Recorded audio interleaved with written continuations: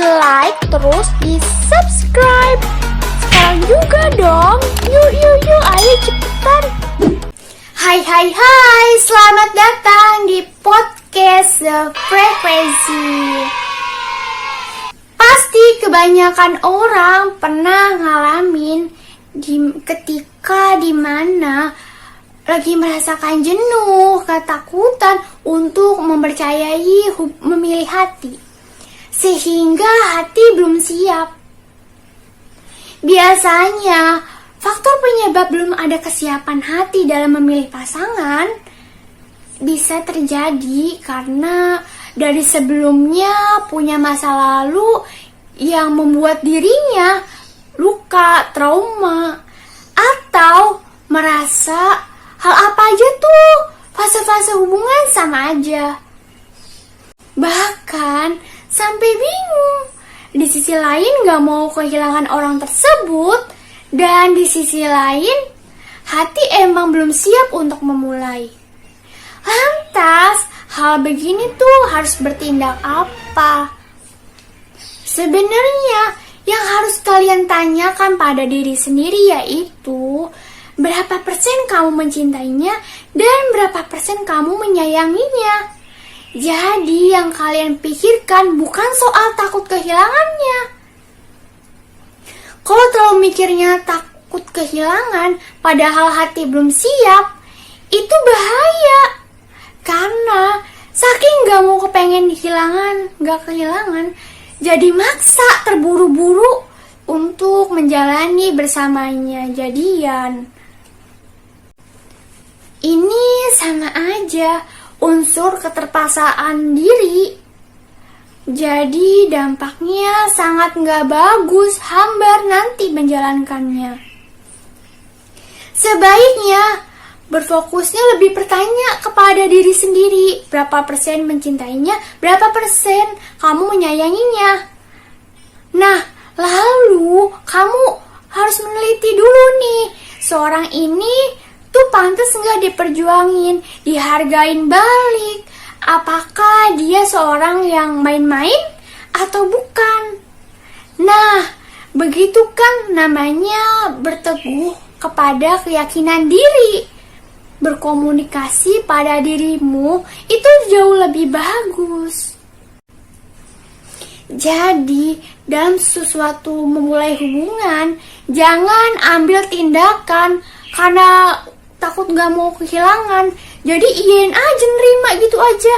Jangan, ini kesalahan besar, beresiko untuk diri kamu dan beresiko untuk orang tersebut. Beresiko untuk dirimu, nanti terjadinya penyesalan, kejebak dalam perasaan yang gak pasti, dipenuhi rasanya kurangnya ketertarikan, karena nggak ada landasan atas dasar meneliti dengan berkomunikasi pada diri. Nah, ini malah makin nggak terobati hati kamu karena salah mengambil keputusan. Makin jadilah dirimu dipenuhi ketakutan untuk mengenal seseorang lebih dalam lagi.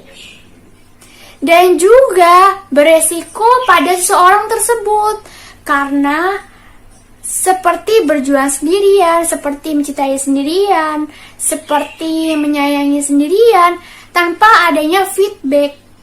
Kan ini sama aja nyakin perasaan seseorang. Dan orang ini bisa trauma juga tuh akibat hal ini.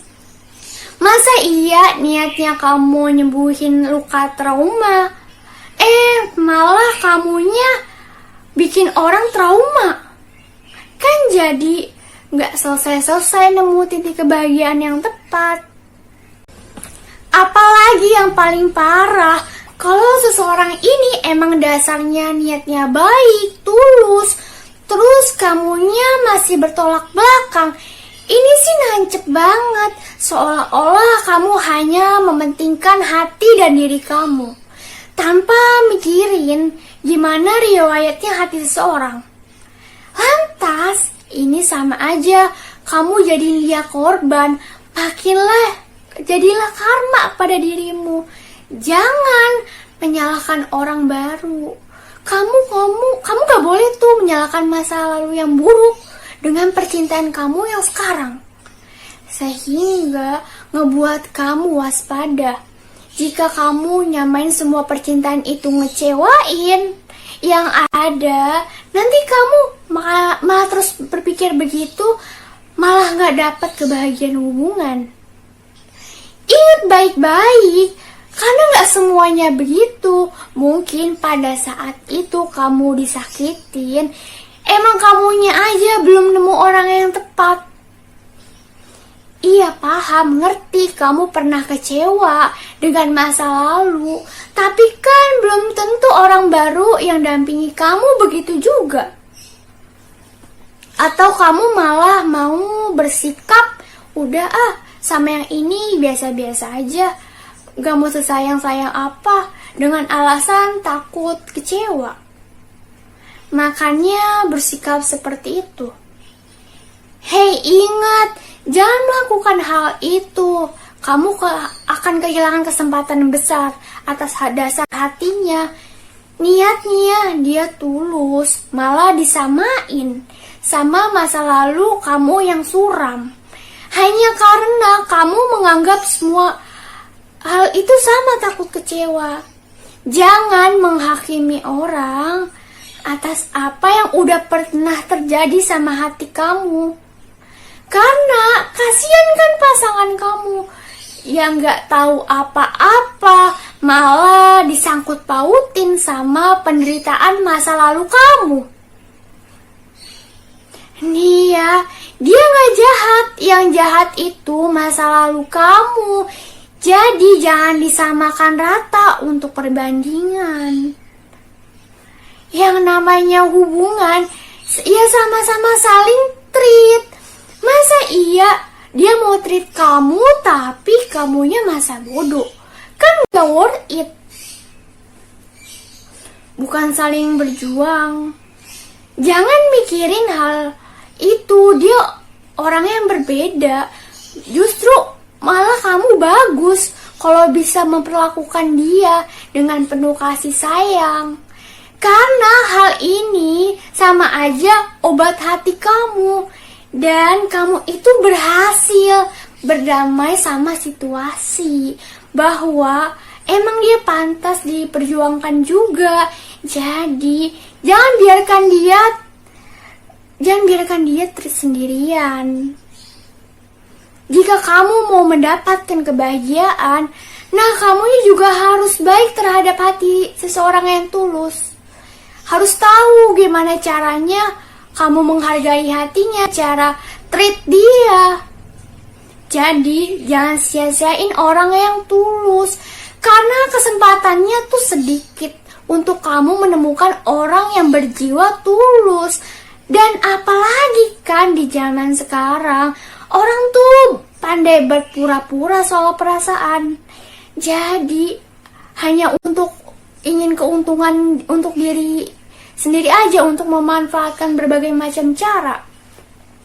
Dan mending kamu terus terang ke orang tersebut tentang kondisi hati kamu dengan sejujurnya. Hal apa yang ngebuat kamu tidak siap, dan hal apa yang ngebuat kamu ganjal dengan ketidakyakinan. Siapa tahu dia bisa menanggulangi, terus berusaha keras membuat cara agar kamu yakin padanya. Lebih baik kamu terus terang seperti itu dibandingkan kamu sok bersikap manis baik ke dia, respect. Padahal dalam hati hanya berpura-pura agar terlihat menghargai saja. Memang kamu bersikap baik kepada dia, tapi hal ini caranya hanya palsu, bukan berdasarkan timbulnya rasa kasih sayang. Jika seorang yang baik, yang bertanggung jawab serta dewasa, pasti ngerti tuh, hal hati tuh bukan sembarangan untuk dijalankan. Jika dia menerima hubungan, pasti akan belajar mencintainya. Karena punya rasa tanggung jawab terhadap keputusannya. Jadi, kalau begitu kan orang yang datang memperjuangin kamu untuk luluhkan hati kamu, dia nggak segan-segan berusaha memperjuangkan. Apakah kamu jelas paham siapa yang pantas diperjuangkan?